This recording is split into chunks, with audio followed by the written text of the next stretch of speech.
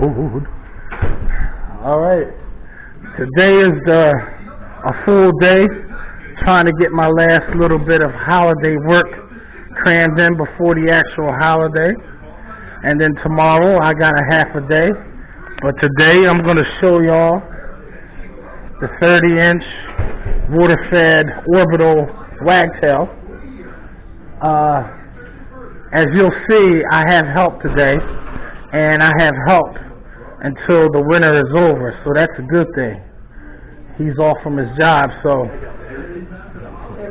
normally when we do this together, he's mopping for me, but since I had that water-fed setup, he can't even keep up with me wiping the ledges. I'm still beating. I'm leaving him in the dust. So if y'all can't see the value in a tool like that, I'm sorry to say, man, you guys are going to be left behind as far as technology is concerned, because you guys are still using separate tools. There's no need to, unless, of course, you're not in a rush to get money. I'm in a rush to get money all day, every day. And people keep looking, man. They keep looking and saying that, oh, that's a neat contraption. You're saving time. That's cool. You don't have to lug a bucket around. Hey, if you guys like lugging a bucket around, by all means, have at it. But I know one thing. It saved me so much time. And even he said, yo, man, we bust that out. No, I bust that out. All you did was wipe the ledges. He can't even wipe the ledges faster than I can clean the window. Ain't that crazy? But that's only because this is chrome, and you really can't just wipe chrome. You gotta wipe it and then follow up with an untampered dry rag so that it doesn't leave a smeary, soapy residue behind.